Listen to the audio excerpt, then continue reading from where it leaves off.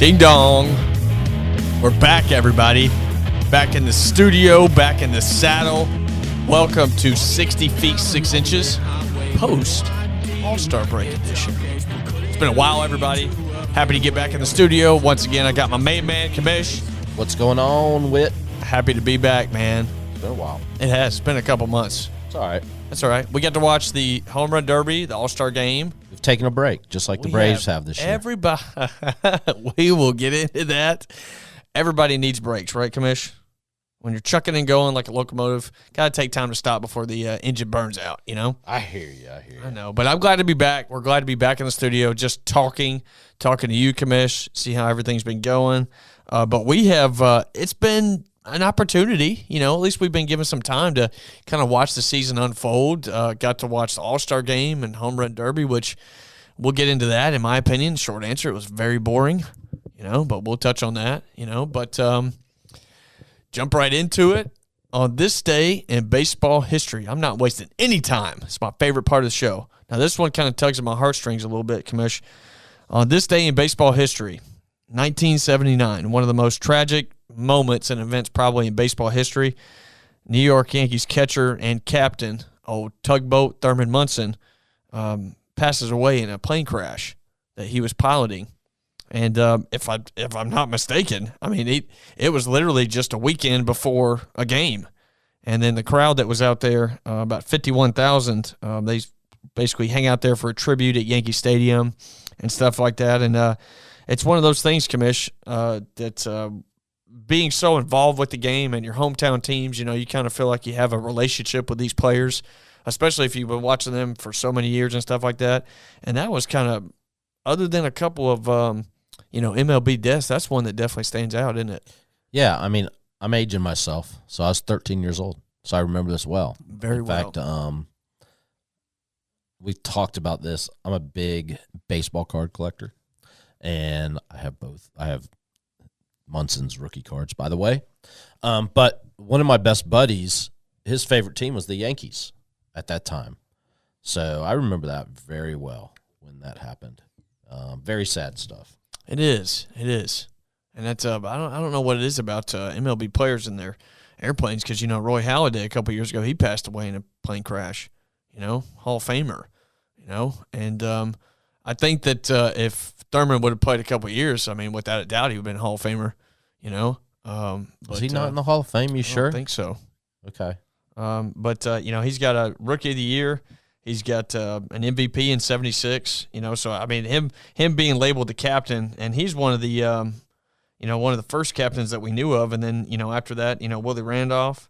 But him having such an impact on a not small organization, because the Yankees were huge, especially whenever Steinbrenner came in and, you know, and stuff like that. But whenever you think of Thurman Munson, I mean, you think of, he's one of the top catchers that you think of, only because of how hard he works. And he's usually one of the guys that are right behind the plate, protecting his pitcher, making sure that he's fighting with the umpire if he needs to, you know. But it's one of those things to where in baseball you get so used to seeing these guys every day. So, you know, it happens. And no, he's not. He's not in the Hall of Fame. Okay. But, I mean, got an MVP, Rookie of the Year, that 70 Rookie of the Year card that you've got. Oh, yeah. I mean, 7-time All-Star, 2-time World Series champion, 3-time Gold Glove. As a catcher, that's tough, you know. But yeah, August 2nd. And we got a couple honorable mentions, got a couple baseball birthdays. Tim Wakefield, rest in peace, passed away in 2023. He would have been... I think, 55, 56, maybe 61, 62, maybe a little bit older. What did he pass away of? Do you remember? It was some kind of, I don't know. Okay. I'm not I was going to say, it's okay to like say you don't remember. Come back to me. I'll look it up. Know? Yeah. And then, knuckleball extraordinaire. Oh, my gosh. And him coming from the Pirates, and then him getting bounced around a little bit, and then going to the Red Sox, which was a huge, huge pickup. So they're saying the cause of death was brain cancer. Brain cancer. Wow. You know, and then a couple months later, you know, his widow, she passed away of cancer also. Really? Yes. Talk about being tough on the kids. That happens a lot. It does, yeah. And, you know, whenever in the 2004 season, whenever the Red Sox came and broke the curse and won, you know, Tim Wakefield took himself off the roster. so they could add another player. And that right there is a prime example of somebody being unselfish, putting the team first, knew that if there's another player that they're trying to add, he can probably get put on the back burner due to his not limited skills, because his skills being a knuckleball are really useful. But maybe in that run in 2004, maybe they wouldn't have won if he was on there and would not, or something like that. I mean, you never know. Maybe Dave Roberts gets thrown out at second. Maybe Ortiz doesn't go off, But yeah, I mean, one of the most memorable World Series in my lifetime, that's for sure. And then, of course, old man Grady Sizemore, in my opinion, at one time, Hall of Fame candidate, absolutely. The way that his career just blossomed and just blew up out of Cleveland at the time. 5-tool player, absolutely. And definitely a couple MVP candidates if injuries just didn't just sideline him, and that that happens sometimes, Commish, whenever those injuries just tack up and just pile upon each other, it'll affect you. Yep, we've seen that in this day and age of baseball. And it's funny because it happens to the most unlikely players, and now probably one of the game's biggest and most performance just driven players that just plays the game right, Mike Trout. Mike Trout is out again. Yeah, you told me a crazy thing today before the show. I'm like, really? On how many games he's played since what year? 19. 2019. It's 2024, folks. 5 years. How many games? 120. 120 games. That's it. Wow. And he signed an extension in 19 that runs all the way to 2030, and he's getting paid $35.5 every year. Man, that's a lot of chump change for averaging about 30 games a year. Oh, Perry Manassas in Anaheim he's got to be thinking something's got to be done, because now you have Ron Washington up there, who's a new face, new energy, kind of putting fire up the guys' butts to try to make them, hey, man, quit being so fragile. But, Anthony Rendon, he's on the IL again. And there's not that many trades that they make. They actually gave away some guys and thinking, if Perry Manassas was thinking during the trading deadline, hey, maybe I can add some guys, maybe not. But the thing is you got your main guy out, and that's who you really want back. And now he's out again. Yeah, that organization is probably down there as far as guys leaving and just no superstars and hurt or whatnot. They're down there probably with the Marlins. Oh, my God. With what the Marlins do. The Marlins just sell shop, man. Golly. Just see ya. And it's funny because, they played the Atlanta Braves last night. We were watching that game, and I was thinking a lot. And I'm sure, don't get me wrong, a lot of these guys that are playing right now, huge prospects. Oh, yeah. Have a lot of upside. They'll do well, but then they'll let them go. It happens. Why do they do that?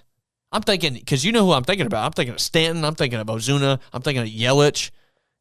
All these guys that they just, JT Realmuto, that they just got rid of. And then, of course, Derek Jeter comes in, try to shake up the organization a little bit, and then he ends up leaving saying, listen, y'all don't want to win. I'm Derek Jeter. My mantra is winning.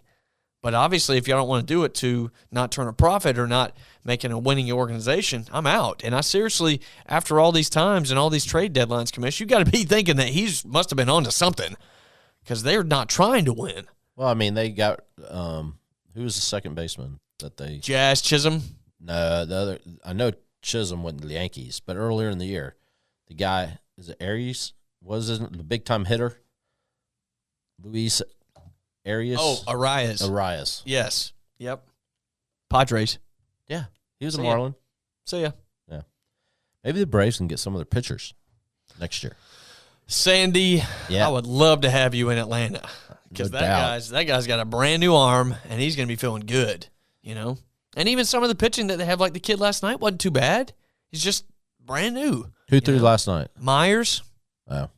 Oh, He just came off a UCL surgery, pitched one game, and then came up last night. And actually, gave up a couple bombs. But, I mean, if you're only giving up 4 runs to this offense now, even without Acuna, that's pretty good, man. But, I mean, there's a lot of whenever you're looking at the trade deadline, which we'll jump into for sure, but there's a lot of trades that happened that had a huge impact, and I'm telling you right now, the Orioles are going all in. Oh, my gosh. Them and the Yankees are in a slugfest, man. Yes. It's pretty fun to watch. It is fun to watch. And then they don't like each other either. The Astros and also, what was that other team? Seattle. Astros. Yes, thank you. See, this is why I like having shows a little bit later, because then you can really see how the teams are going to develop, and then you look at the White Sox, and they're like 40-plus games out of first place. Like, it is crazy. Like, I was listening to Foul Territory. You ever watch that, Commish? So it's got Scott Braun and A.J. Pierzynski. And, of course, they've got Eric Kratz on there that talks and stuff like that, talk about baseball. And there was a rumor going around that A.J. Pierzynski was going to try to manage the White Sox. And, of course, he addressed that. He's like, well, I went down just to see, the field and everything. I didn't hear anything about me becoming a manager. He said, but now we're on that topic, it seems like that they need a little bit of a shakeup. And most of the time, like whenever I think of shakeups and stuff like that, I'm thinking of like maybe Joe Madden in Chicago. Thank you, goodness, in Chicago whenever they won the World Series. Coming from Tampa Bay or something like that, or maybe somebody that's is a well-known guy, maybe like Ozzie Guillen going back to Chicago and kind of sticking his gum on players' jerseys. Oh my gosh, like that. 27 and 84, 243 winning percentage. Wow. Can you say that's horrendous? Can you say sell the team or do something? Do something. And speaking of selling the team, Commish, I'm just all over the place since I've missed this so much. Did you see tickets for the A's last game? How much the pricing is for each individual ticket? I'm not talking about like premium seats. I'm talking like behind third base or first base. You know how much they are per ticket? What are they going $186. $186 for the A's? For the A's for the last game at the Coliseum. Like, what the heck? No wonder. No wonder the fans hate you. Yeah. Fisher? I mean, Fisher's got to be thinking that these guys are idiots. I'm just trying to milk it the best that I can before we move them to wherever the heck they're going, San Fran or something, AAA, wherever, and then going to Las Vegas, quote unquote. So, I haven't heard anything since then. So since we've been talking about all the crappy teams, God, should we talk about some of the better ones? Let's talk that are about in the race. Yes, thank you. But before, I want to touch on the All-Star game and the Home Run Derby. Okay, great. We just did. Okay, let's talk about the races and the divisions. Let's talk about the races and the divisions. No, I'm kidding. So I like that's about how I felt with the All-Star game. It was so boring. Really boring, and I hate those those god-awful, disgusting-looking jerseys instead of the players like. Yeah, what was up with that? I don't know. They try. I don't know who they're asking and to get these opinions on what they think is a good jersey or not a good jersey. But I'm all for like, hey, have every team wear their home jersey and then just have a All-Star hat with their logo on it. Exactly. That's fine. Well, thank God the national anthem was good.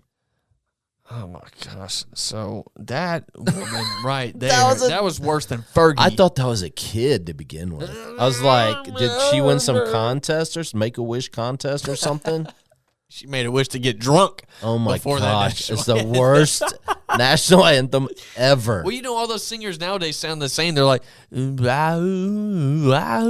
to sound like Billie Holiday. Like, listen, just sing the freaking national anthem. I'd kill to have Roseanne Barr come out there and spit at the end of it. That was so bad. Oh, my gosh. It was terrible. Terrible. So that put a damper on the energy. And then, of course, the Home Run Derby.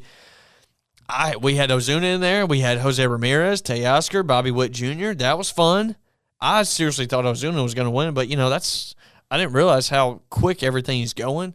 So, I mean, you get winded pretty quickly, And then Teoscar comes in, wins it, no big deal, gets him. I thought they used to give away trucks. I guess they don't anymore, or cars. But at least our man, Pete Alonso, did not win. Oh, my gosh, that guy. Weird dude. Every time I think about him, I think about that video of him in the locker room where he's...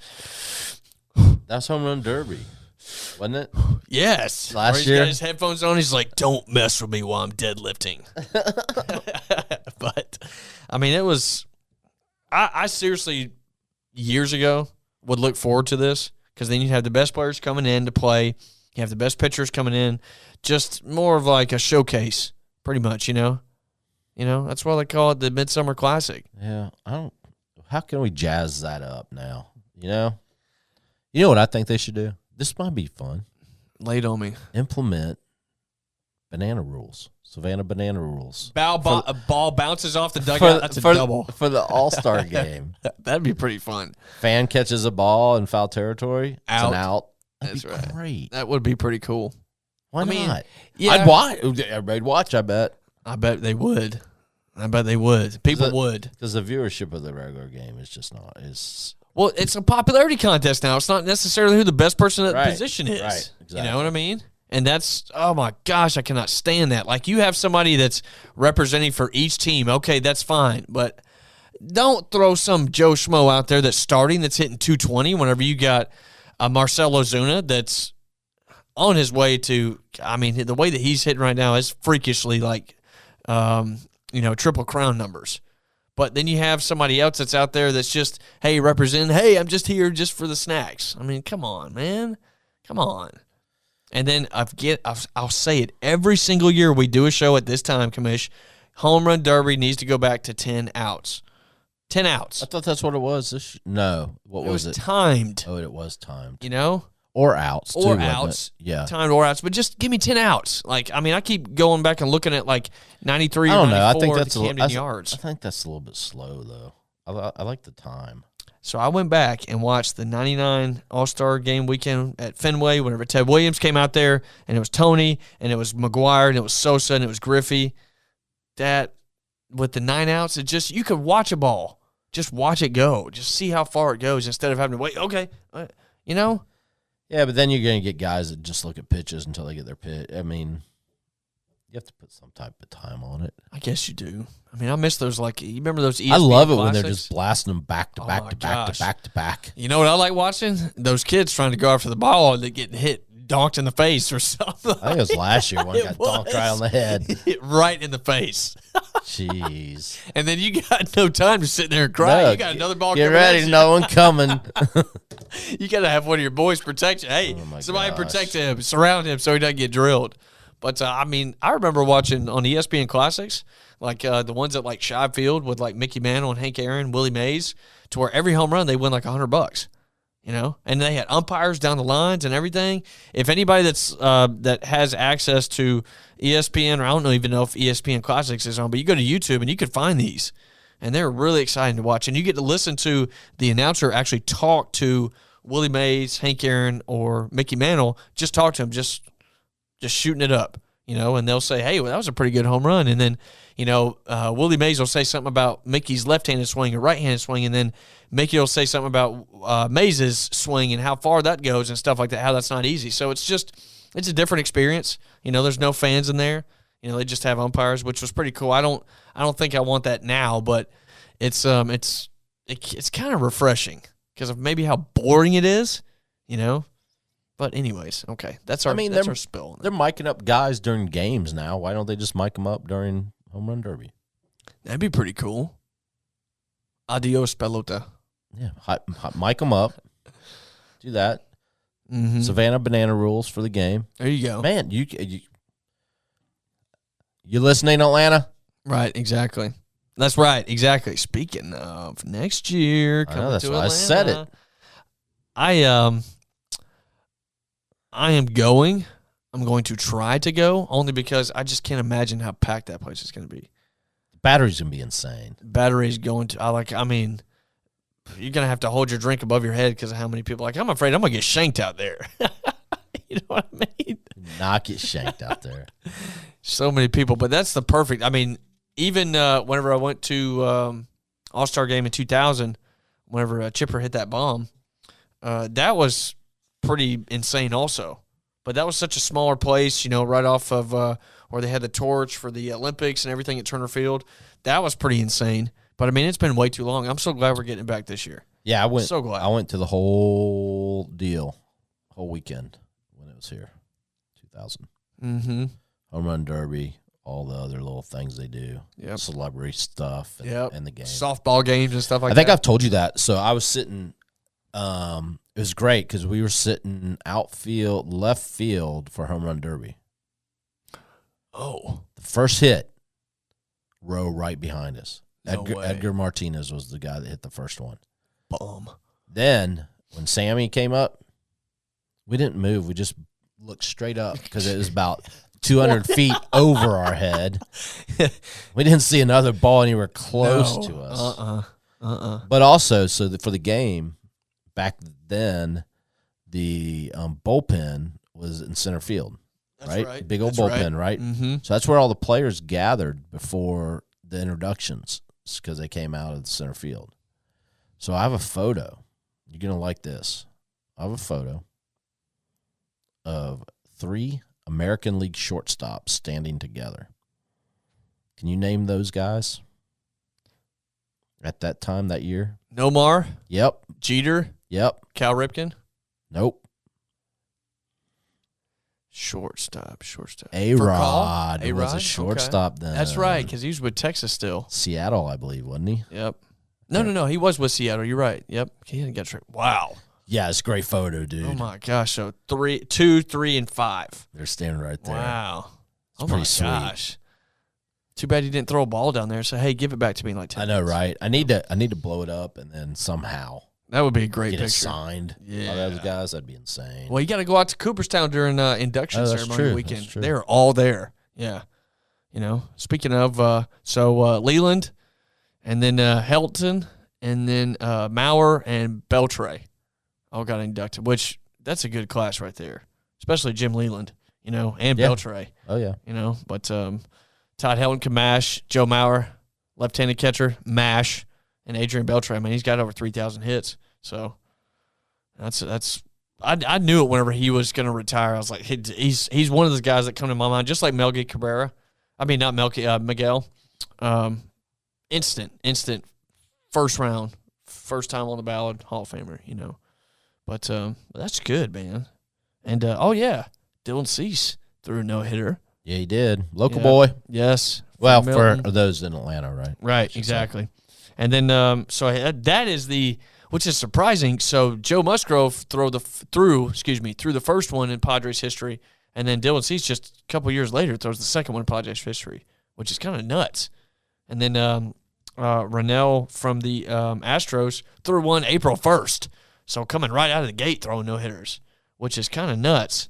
But so something like that happens. It seems like it's happening more often, but then whenever you look at the big gaps of how many pitchers have actually done that, maybe it's just a big chunk, and then we're going to go a couple of years without seeing another one. It's just different. Well, now it's like you rarely see a starting pitcher go 9 innings. Yeah. Even if they're cruising pretty good. Yep, because he had 114 pitches. Yeah. Nowadays that's unheard of. But then you go look at like Pedro Martinez's, all of his starts, he had at least 120, 130 pitches. Didn't the Braves have somebody earlier this year that had one going and they took him out? Was it Fried or? I think it was Fried. Yeah, like in the 6th or 7th something? inning. Yeah. He pulled a Sean Newcomb and Fultonavich. Where are those guys? Mike Fultonavich, where are you at? I think Newcomb was, last time I saw him, he was somewhere. Cubs or Texas or something like that. But those guys took no-hitters into the ninth. They couldn't finish it, and then blam. Yeah. Baseball's a hard sport, But speaking of hard, there's been a lot of hard trades in the last couple of days. And then the trade deadline came to a close on the 31st. And then some teams went for broke. Some of them didn't. So what I'm going to do is, Commish, is I'm going to just run by the most impactful ones by date. I'm just going to kind of skim through them, okay? All right, so Mariners went to the Rays, got Randy Arozarena, which I feel like that's a pretty big impact player, which is surprising because the Mariners. The Orioles got Austin Hayes from the Phillies, and they gave up Sir Anthony Dominguez, pretty solid pitcher, and then Christian Pache, which as of today, he was actually DFA'd. So he's not even on the team anymore. And then the Mariners went out and got Yimi Garcia, and then the Orioles, again, got Zach Eflin, a great starting pitcher from the Rays. They're probably going to need that. And then, of course, the Yankees got Chaz Chisholm from the Marlins, which I think, in my opinion, it's better for him because you already got a center fielder. You got Aaron Judge out there. Put him at second where he's supposed to be. And, of course, if anybody's been watching baseball, he's been flourishing. He's already hit like 2 or 3 bombs. Using Judge's bat. Yeah, exactly. Yes, Remember using he did Aaron that? Judge's bat. Exactly, yes. Oh, he's loving it, man. Yeah, and I think that I wouldn't say that the dugout needs something like this, but I've always thought that the Yankees were a very respectable kind of organization. You know, that's why they got the no facial hair policy. And if you do, you got to Don Mattingly it and kind of trim it up. But I thought that he had a little bit too much swag to be on the Yankees. But it seems like, I mean, maybe they're realizing we need a little swag. The Orioles are not letting up. And maybe they need something like that to kind of wake him up a little bit, you know? Maybe kind of offset the way Stroman is, because Stroman's a little high strung. Well, the Yankees haven't really been relevant in a while. So they need that. That's a new game, man. The swag is new. I guess Look at the Braves. Yeah, that's true. But the Braves just mash. And then Marcell Ozuna is about to get freaking – he's about to tear his meniscus because he's carrying the whole team. Yeah, that's the truth. That's the truth. You know? But, I mean, a couple others. The Dodgers got Tommy Edman, which that's a good utility guy. And then Michael Kopech from the White Sox. And then it was a crazy three-team deal. And then the Cardinals got Eric Fetty and Tommy Pham. And then the White Sox got Miguel Vargas and then Jarrell Perez and then Alexander Albertus. So, I mean, that was a crazy little three-team deal. And then, of course, this is not big, but I figured Justin Turner went to the Mariners from Toronto. And then Frankie Montas came from the Reds, went to the Brewers, actually pitched against Chris Sale and actually didn't do too bad. He's pretty good. So, I mean, I don't know what the Brewers are really doing, to be honest. I mean, they're in first place. But, I mean. That's the Central. Right, exactly. Thank you, Commish. And then, of course, the Braves went out and, you know, dug deep in their treasure box, went and got Jorge Soler and then got Luke Jackson back. But in return, we sent Tyler Matzik to the Giants, which Matzik is probably going to be back in the future. I would almost bank that he's going to be back once he recovers. And then Orioles again get Eloy Jimenez from the White Sox. And then the Rays get Dylan Carlson from the Cardinals, which was pretty good because I thought Carlson was going to go somewhere. And then, of course, the Dodgers get Kevin Kiermaier from the Blue Jays for Ryan Yarbrough, even though Ryan Yarbrough was pretty much has been on the Rays his whole career. But Kevin Kiermaier came out and said this is last year. So he said he's retiring. Said that a skim of an article basically saying that this game is hard. This game always stays at a fast pace. It takes me longer to ramp up and try to go at that full pace. Not that I can't, but it's hard. So he's going to hang it up after that. And then, of course, the Padres get Tanner Scott, which nasty reliever. And then the Dodgers got Jack O'Flaherty. Yankees were going to get him, but then backed out because they said he had some health issues. But Jack Flaherty's having like a resurgence like he was when he was in St. Louis. You know, so, I mean, the Dodgers, I mean, gosh, how much pitching do they have? A lot. Well, they have a lot out, too. Yeah, I mean, that's a lot true. Of guys that that's are true. Yep. And not to mention, you got Shohei that's out. That's going to be back next year, which I don't even know if he will be, you think, Commish? Maybe in the closer role? Wise, yeah. Yeah, maybe closer. Yeah. But yeah, I mean, that's pretty much the most impactful, you know, trade deadline that's going on. I mean, there were a lot of other no small, huge things necessarily. Exactly. Small transactions, you know. But I mean, everybody's chomping at the bit. I mean, there's a lot of teams right now that are at the top of the game to where they're usually, you know, I mean, it's gotten to a point to where you got, you know, the AL East is pretty much the Orioles and the Yankees, that's surprising, which is actually good for baseball. The Central Guardians are just running away with it. Everybody knows that division. And then, of course, in the West, the Astros and the Mariners are right in neck and neck. They're even. Yep. Which is actually pretty good. I'm glad that's good for baseball. And then, of course, you know, you have, I guess, in Seattle's trying to go for broke this time. And I mean, pushing. They have to win that division. Yeah. Neither one of them is getting a wild card. Yeah, I agree. That second place team, right? Yep. So they got to win that division. And you're talking wild cards. You're probably talking Kansas City, Minnesota, Boston. Are they? I think they're still up there a little bit. I mean, they're 6.5 games back. I mean, they could. Yeah, but for wild card, I mean, 2 games, so it's not terrible. Win the wild card. Yeah, and the Minnesota. So the Royals are in there, and then the Twins are even, and then Boston's 2 games back, which is kind of weird because if you look at the division, then you have Seattle and Houston neck and neck and even, and then you have I guess the amount of losses. I guess Seattle. I mean, they'd be 3.5 back, and then Tampa Bay's 4.5. Everybody else out. Ugh. Yeah.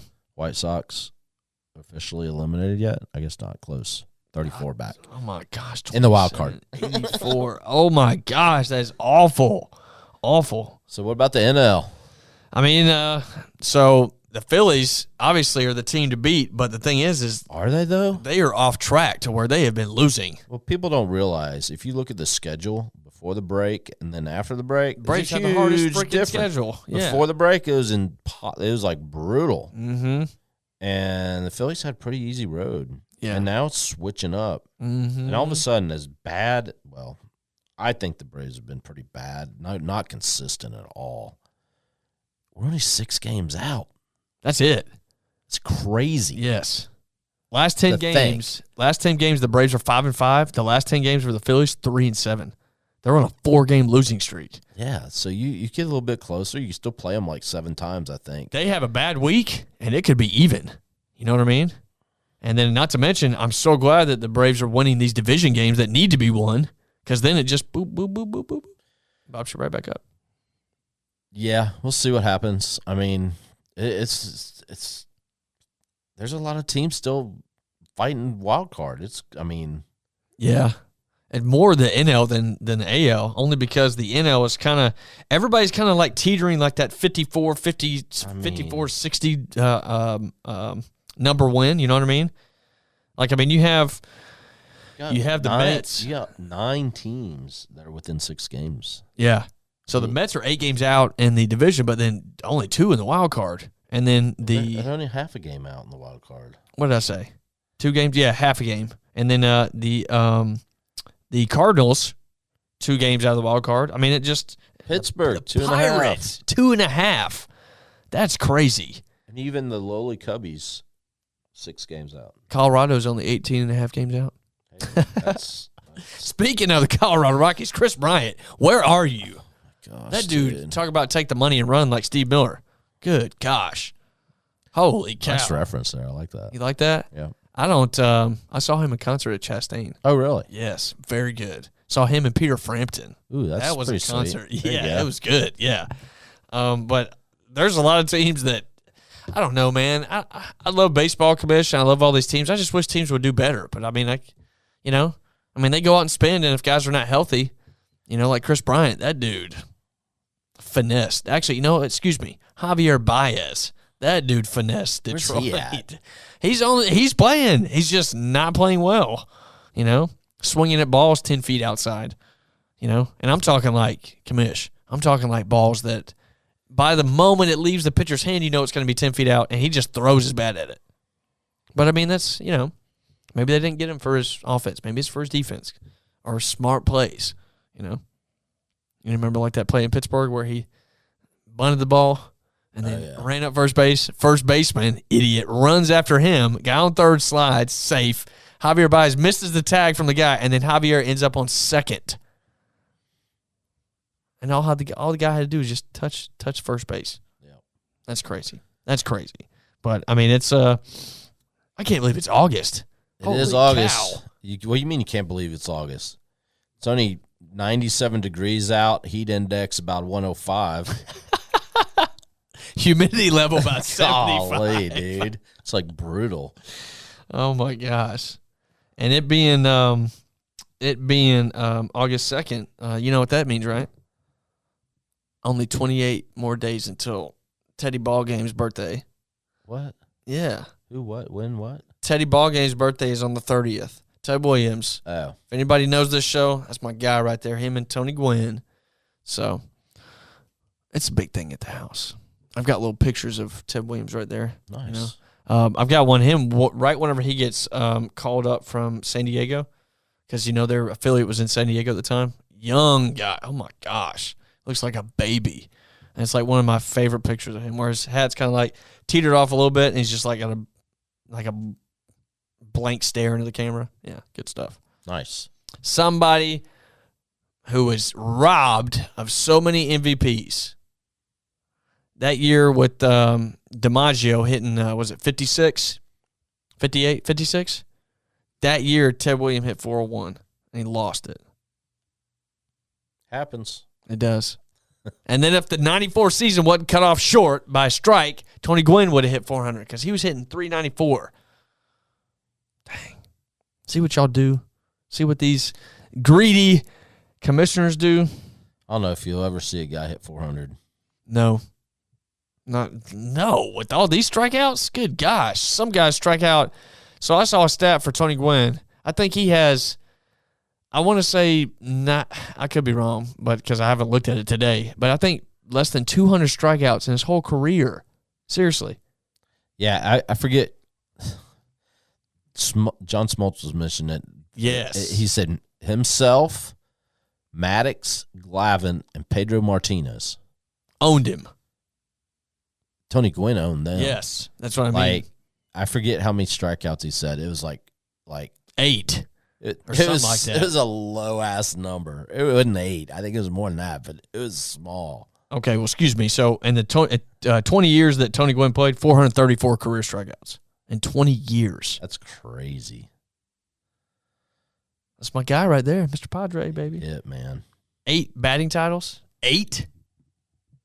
I mean, it's the way that his hands were and the way that he used to talk. Because I used to have, I've got the original paperback of The Science of Hitting with Ted Williams, and I used to read that and then watch videos of Tony Gwynn because I felt like the two were correlated. And then, of course, years later, they're on ESPN Classics, and Bob Costas is interviewing both of them at the same time. Oh, my gosh. You want to talk about like a kid in a candy store? Everybody go watch that. You'll find it on YouTube. Tony Gwynn and Ted Williams talking about hitting. It is, oh, my gosh. And the way that, because, whenever Ted talked about hitting, everybody next to him, you knew that you had not even just a speck of what Ted knew, but whenever he's sitting next to Tony, Ted's face just lights up with joy because he knows that Tony understands exactly where he's coming from. Very just good stuff. You know what I mean? I've been holding this in. Oh my gosh, for months, Commish. Oh my gosh. It'll be coming down the stretch now. So we have August, September, and then maybe 1 or 2 days of October, and that's it. Holy cow, man! Because I think the wild card starts. I think either the end of the first week or the second week of October. That's the schedule. Holy cow! Oh my gosh. So what do you think? By watching what you have been watching, Commish, would you think it's fair for me to say that Chris Sale is a serious candidate for Cy Young? Absolutely. And then Marcell Ozuna is a very serious candidate for an MVP. That's not happening. Is it because of Ohtani? Or is it because he's a DH? I mean, that is a serious question. Yeah, I don't think he's going to, he's not Silver Slugger for sure. But you don't think? I don't think so. I mean, he's hitting over 300. I know he is. 32 bombs. 31, I think. So Ohtani got. Ohtani's probably got like 34, 33. I mean, they're close. They are really close. But the thing is Ohtani steals bags. So his OPS is like at the roof compared to Marcell because Marcell hasn't stolen a bag, I don't think, ever. But, I mean, that Ohtani's got 32. Oh, really? Yes. Dang. So Okay. Ohtani is hitting right now, as of right now, August 2nd, 309, 32 home runs, 76 RBIs with 28 stolen bases. Okay. Ozuna is hitting 303 with 31 bombs, 84 RBIs. Wow. Yes. I mean, that is almost a triple crown candidate right there. Seriously. Who leads the league in batting? I think it's Bobby Witt, and then Stephen Kwan. Oh, in the NL. That would be Luis Arias, 308. No, Ohtani, 309. Oh, he's leading the league and hitting at 309? Yeah. Yeah. And then, of course, as far as RBIs, we'll go with National League. How about that? Somebody's got a boatload, I think. Yeah. I mean, it's Visit. Let me check right now. So we got RBIs. Judge is at 99. He leads the league. But just National League, Ozuna. Really? 84. All yep. right. And then for average, Ohtani, Ozuna's 6 points under him, 0.6 points. So you have Ohtani, Arias, Gosh, Profar. so Triple Crown is in play. Yes, it is very much believable. And then he's one home run behind Ohtani in home runs. I mean, this guy, you want to talk about value? This guy's had almost 80 home runs in the last 2 seasons. I mean, that is legit. And then he's got an option for $16 million. Who is not picking that up? You know? What I'm wondering now, Commish, is who's going to be the odd man out? Because that's a crowded outfield. And you don't even have Michael Harris out there back yet. You know? And Acuna. Going to be cutting some Who's going to people be? off. Yeah, who's going to be the odd man out? I hate to say it, but it's probably going to be Rosario. Or him and Duvall, maybe. I'm not a Duvall fan. I was a fan whenever he hit 2 home runs, but whenever you get excited for him to hit 2 home runs every blue moon, that's a problem. I mean, dude can't. I mean, I think it was a couple weeks ago. I was looking at our lineup. I'm like, what in the world? I'm like, 7, 6. I think it was 6, maybe 7 guys, or it was close to 7, that were not even hitting their weight. Oh, last Sunday, Duvall was leading off. That was crazy. I was Bad, like, what? dude. And then you got Nacho, which I like Nacho Alvarez. Good prospect. He ain't ready yet, which is why I was thinking, why are they not starting Whit Merrifield? Like, that is driving me nuts. He needs to go back and cook some more in the minors. I mean, it's just, he needs a lot more time. Ignacio. If anybody didn't know what Nacho stands for, it's actually Ignacio. Inside edition right there. So everybody that's usually Ignacio, all Nacho. Nacho. But it's you got Soler back. It's like 21 all over again. We just need Jock Peterson back. I know, that would have been great, huh? It's going to be interesting, though, because when does Harris come back? He can be activated in 2 weeks. Gosh, it seems like he's been out forever. He has been. He Then- has been. And then Albies, I mean, he's going to be out for a while. Playoff time, maybe? Uh, Or not? It being a hand or a wrist, I think that they'll, even if he's not 100%, they'll still bring him back. It's not like you get hit in the wrist all the time, you know. But you got. So I mean, you look at it. You look at what they got. I mean, obviously, if Albies comes back, if Olsen and Riley get hot, right? Your infield's intact. True. And then outfield, Michael Harris comes back, and then Kelnick hadn't played bad at all. No, he hasn't. I think he's had a pretty good year. Yeah, I think so too. I think so too. But Harris comes back, and then you got Kelnick and Soler, then Ozuna DHing. Yeah. And then I guess you keep maybe Adam Duvall or Eddie Rosario somehow. Because, I mean, if Harris comes back and then, of course, Acuna, that's a spot that you can just wait. Well, Acuna's not. Next year. I'm talking about this year, yeah. Okay. So, Playoff time. odd man out's – well, let me tell you something. Odd man's out, Duvall and Rosario. 2 of them? Yeah. Yeah, because you have to start Soler. Soler, Kelnick, and Harris. Yeah. It's pretty solid. And then, Ozuna DHing. Yeah. That's pretty much it. And I would only reason why I would keep Eddie is because of 21, because he went on that stupid tear, but. And then Chris Sale doing Chris Sale things. Commission's rolling his eyes right now. Freedy coming back. Yeah. Dude from Ronaldo. Yeah, Lopez, and what's the other cat that's been really he's gonna be good. Schwellenbach. Yeah, kid from Nebraska. Mm-hmm. He's a shortstop at Nebraska. Spencer Schwellenbach was? Yeah. No way. Yeah. That's why he's got such a strong arm. Dude, he's got some sick movement he lets on that that thing ball. Phew. Yeah. Never know, man. I mean, Never know. Charlie was himself last night, but I love Charlie Morton. I think he's a great ball player. I'm ready for him to retire. And I don't mean that in any kind of disrespect. Trying to be nice, man. but I mean, whenever he's bad, he's bad. Like historically bad. Whenever he's bad. I mean, last night was great, but that's against the Marlins. That's like, might as well go out there and throw against the freaking White Sox.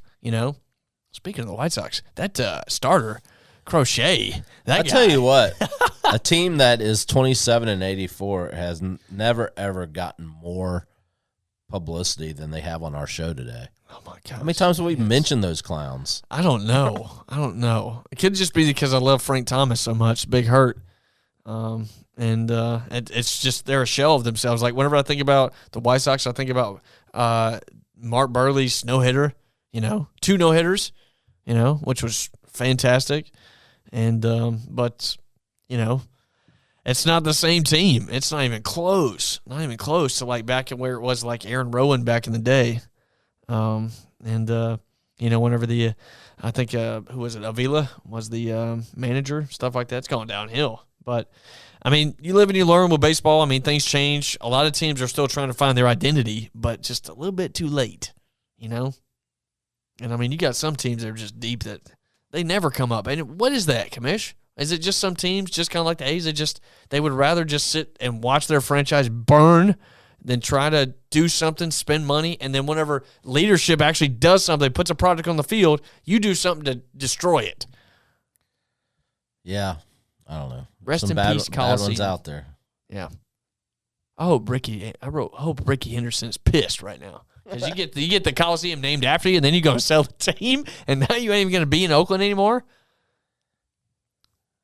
I mean, it's not like old Ricky Henderson. It's not like Oakland. Who was I watching? I was watching something. I know we're trying to wrap up. Yeah. But I was watching something the other day, and they were talking about Ricky Henderson, how he'd get on base and he'd talk in first person? Third person. Or third person. That's it. Third person. He'd be like, Ricky getting steal. Who was it was talking about that? He was dying, laughing. They're like, yeah, you get on Ricky getting steal. You should go back and watch his Hall of Fame speech because he said, there's one other person that I have to thank, and that's Ricky Henderson. Because if it wasn't for Ricky Henderson wouldn't be here. But I mean, usually, he's a 5-tool player. Guys like that are just on another level. And I mean, he played till he was 45, something like that. He's pulling a Julio Franco out there. But Bartolo Colon. That's one record that'll never be broken. No, never. And I thought Lou Brock probably thought his record was never going to be broken. Which is ridiculous. And then Ricky's like, was it like 1,700 steals or something like that? Crazy. Boatload. But I mean, the season itself is just started. Now we're back to the end of the quick. So now, you got teams that are scrambling. Some teams that are this is whenever they call up their prospects, let them get a little bit of experience, exposure, and then find out what's going on. But as far as the state of baseball in 2024, Commish, what do you think about it right now? How's it feel? Does it feel like, things are getting exciting again because a lot of teams are competing? Yeah, I think it's getting down to the last third of the season, right? Yeah. Is that about right? About the last third. And there's a good bit of teams still in the hunt. Whenever you have a lot of teams still in the hunt, it makes for interesting games. Teams that you wouldn't expect. Like we said, there's 9. So you got 15 teams in the National League, and you got 9 of them fighting it out for wild card, and you got 12 of the 15 are in the hunt. This is what separates the men from the boys. So we'll see what happens. They should make for some great September baseball. Yeah. And Mike Trout, once again, is not in a playoff atmosphere. Hasn't been there since his first career year. You think that between that, this is for another day too, but real quick, between that, not having any playoff appearances really, and with the consistent injuries he's been having, Hall of Fame or no? That's a good question because I truly believe that some of the best Hall of Fame players, just the first one that comes to mind, Derek Jeter, somebody who performs in that kind of setting, environment. But Mike Trout, he ain't never been in one. Been in one his rookie year, and then it was just a couple at bats, but you thought that you can do whatever you can, stuff like that, and as you get older, you have to be, more flexible. And you and I were talking about this, Commish. I'm thinking, like, is there a personal trainer that comes in there and says, yo, Mike, like, you can play, man, but you got to do something, like stretch, like do some yoga, lose weight. I don't know. Because you can't be a 250-pound guy running the bases like that, as big as you are, and trying to act like you're like Kenny Lofton out there, because you're not. And then now you've wasted 5 years pretty much. 5 years. Well, this will be the 5th year this year at the end with injuries. I mean, I'm not trying to be selfish or anything, but he is one of the best players that we need to see on the field, just like Acuna. Ronald Acuna Jr. tore his ACL on the other leg, and he needs to be on the field, you know? And that's 2 injuries within the last couple of years. Mike Trout has just been a plague of injuries. It's been different, stuff like that, but, I mean, once you get to the point where your knees, well, you know what, Commish? We have catchers that a little bit different nowadays, but then you have like your Adley Rutschmans or like your Yachty's that retired or just regular catchers that are catching all the time. They're not getting that hurt, and they're on their knees. Not in that way, but they're on their knees most of the time. And half of them don't even use knee savers to help support them. They're just straight up. And I want to know, Trout needs to go to them and say, hey, man, what are you doing to stay more flexible? That's just me.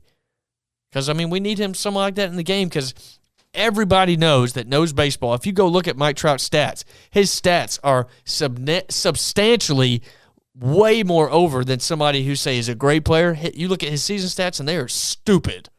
Like, I'm talking like every year, 40-plus home runs. Like, every single year. 30 stolen bags, over 100 RBIs, hitting over 300 every single year, you know? And then Ohtani not comes the last on the 5 scene. years. Yeah, exactly. That's right. That's true. And then Ohtani comes on the scene, who's a new face, a complete juggernaut whenever it comes to this game, because you see him, and if people actually just say, well, he's just a hype, if you go look at his numbers, he puts them up. He does. And I've seen him play. That's a big dude right there. And, I mean, you can't argue with numbers, which is why Marcell Ozuna is going to win the MVP as a DH. There you go. Hot take right there. That is a serious hot take. I'll say Silver Slugger. Silver Slugger.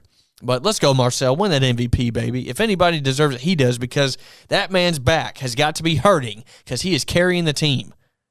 And you know, you got other Aaron Judge. Aaron Judge is straight up carrying the Yankees. And that dude's about to have another historic year. He's about to win another MVP.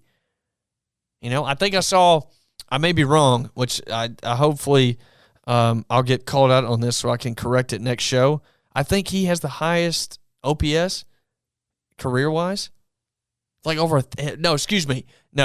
Aaron Judge's OPS, his career is over 1,000 now. By how much he mashes. That's crazy. I mean, you got a guy that's pretty much carrying the team, and then, you know, Gleyber Torres said, you know, I don't want to play this, I'm a second baseman and stuff like that. And Marcus Stroman yelling in the dugout saying, throw the ball, all kinds of crap. Aaron Judge checking him and saying this and that.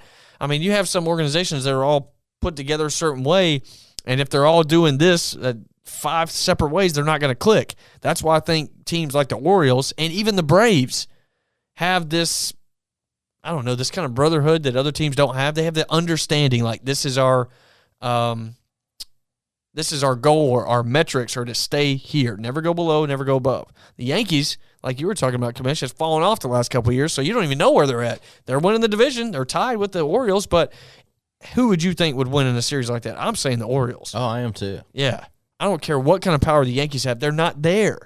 The Orioles are locked in. I think the Orioles are a team to beat. Yes, and not to mention, Jackson Holiday just got brought back up in his first game. He hit a grand slam, you know? Wait till he gets hot. And then freaking Gunnar Henderson, he might be a candidate for the MVP also. That's crazy.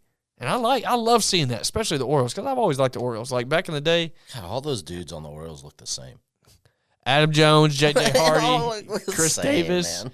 You know, freaking Matt Wieters, Nick Markakis back in the day with Buck Showalter.